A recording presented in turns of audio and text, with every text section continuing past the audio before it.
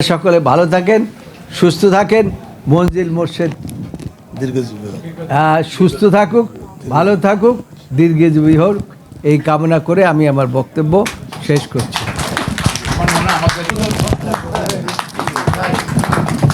আমার মনে হয় আমাদের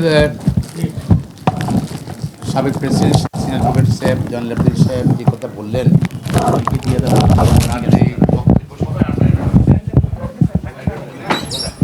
মঞ্জুর মুর্শিদ সাহেবের যে অবদান, আমি একটু আগে বলেছি যে জলিল ভাই যেটা বললেন আর কি, যে তার যে অবদান, কিন্তু আমরা কিন্তু জনগণ কিন্তু চোখ খুলে দিচ্ছি তার কী কী অধিকার।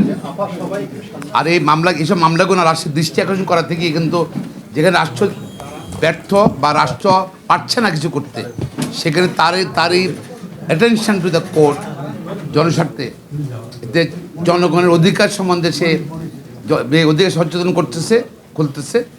এবং আমরা ওই একটু আগে বলেছি আমি যে সুপ্রিম কোর্ট আইনজীবী সমিতির পক্ষ থেকে, আমার নিজের পক্ষ থেকে মঞ্জুর মুর্শিদকে ধন্যবাদ জানাচ্ছি তার বই লেখার জন্য। আমি 1 মিনিটের মধ্যে শেষ করব।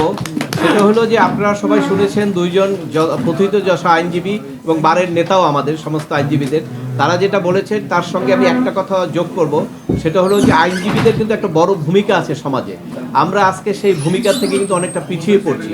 আমি ওনাদেরকে আহ্বান জানাবো, দুইজনে যেহেতু আমাদের বারের নেতা, বার কাউন্সিল এবং সুপ্রিম কোর্ট বার, অতএব ওনাদের কাছে আমি আহ্বান জানাবো আইনজীবীদের মধ্যে যে একটা আগে যেমন একটা সমাজ উন্নয়নের জন্য কাজ করার ভূমিকা ছিল এবং কোর্টগুলোকে যেভাবে নিয়ন্ত্রণ করা বা কোর্টগুলোকে যেভাবে গাইড করার একটা সুযোগ ছিল, আজকে কিন্তু আমরা ব্যতিক্রম দেখছি। আজকে অনেক আইনজীবী হতাশা প্রকাশ করছে। আমি ওনাদের কাছে আহ্বান জানাবো এই আলোচনা উপলক্ষে যে আপনারা উদ্যোগ গ্রহণ করুন, সমস্ত আইনজীবীদেরকে ঐক্যবদ্ধ করে ভবিষ্যতে যারা আমরা ভালো যোগ্য সৎ আইনজীবী তৈরি করতে পারি সেই ব্যাপারে যেন ওনারা যথেষ্ট ভূমিকা রাখেন।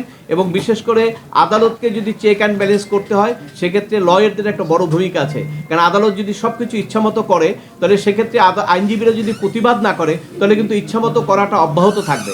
আজকের যে পরিবেশ পরিস্থিতি, তাতে আমি মনে করি যে একটা খুবই ভালো কাজ হচ্ছে যে নিয়োগের আইনটা হয়েছে, আরও অনেক কিছু করা দরকার।